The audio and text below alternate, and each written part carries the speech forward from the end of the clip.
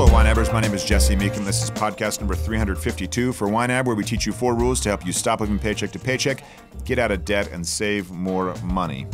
I've been on a kick lately of basically not consuming any news. That means I've had to avoid Facebook, which has just really been tough. I'm just kidding. It's been fun because you get a lot of news from Facebook. I haven't been following anything on Twitter. I haven't actually done Twitter for several years, a couple years at least, and that's been nice. I uninstalled a news app on my phone. I don't go to any news websites. I have basically wholesale just removed it as any source of information for myself for the last pretty intensively, I would say 2-3 months, and I love it. I'd gone through phases in the past. This isn't really about budgeting at all, I've realized, but I've gone through phases in the past where I would consume a good bit of news, and I just found that it didn't really make me any happier. Definitely could make me more sad or upset or anxious or even fearful a couple times. But I never found a huge positive impact in my life as I was consuming news. So I turned it off, and I avoided it at all costs, really. Julie does the same, and so she and I both, we're a little clueless when it comes to certain big events, but we do end up finding things out. And I was a little embarrassed when I didn't know that Senator McCain had passed away. And I saw that flags were at half-mast, and I didn't know why. And so I ended up asking someone why the flags were at half-mast, and they said it was because of Senator McCain. And that was how I found out that Senator McCain had passed away. And it did feel a little strange to not know about that earlier. But as I assess it now, I found out. And finding out later certainly didn't change my behavior versus finding out earlier. I just ended up picking up a bit of information, and that was that. So as callous as it sounds when you're talking about someone passing away, I mean, he was obviously a very large public figure, so it makes more sense. But, my life went on. And, I felt a little odd at first to have not known that, but then that was that. I mean, you think about it, whenever you find out something, people say, well, how would you stay informed? And there is always a point, there's a little bit in there where a gap between the time that you don't know it and then that you do.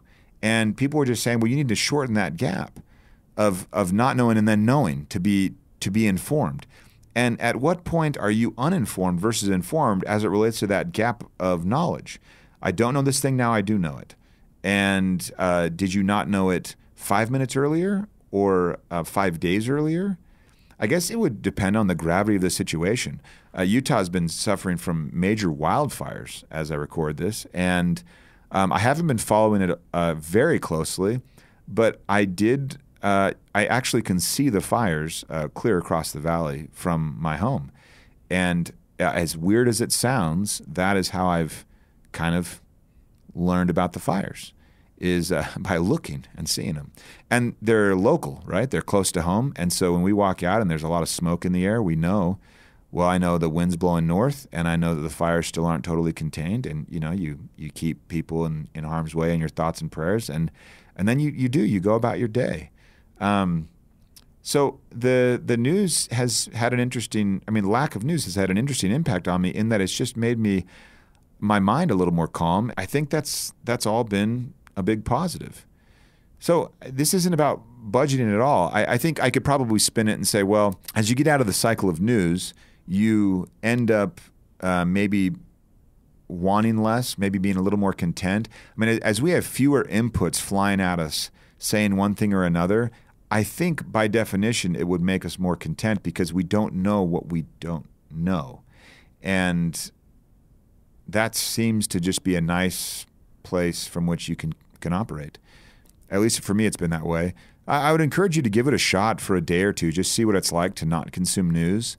See what it's like on your psyche. See if you don't think a little more clearly. See if you don't spend your time thinking about other things that are perhaps more important. And at the end of the day, you can kind of focus more on your circle of influence, which I think is a Covey thing, at least that he codified in his book, The 7 Habits of Highly Effective People, where you can really just focus on your circle of influence, what matters most, and you look around in that circle and you say, here's where I can make a difference and what can I do? And maybe it means acting a lot more local. Maybe it means giving more locally. Maybe it means volunteering. Maybe it just means within the walls of your own home. I'm not sure. But I wanted to share that just because it's been something I've been experimenting with, and I thought you listeners out there would benefit from it as well. If you've had an experience getting out of the news cycle that's negatively or positively impacted you, I would like to hear it. Just send me an email at podcast@youneedabudget.com and let me know how that's been for you. I really would be curious to hear your experience as well. Until next time, follow YNAB's 4 rules and you will win financially. You've never budgeted like this.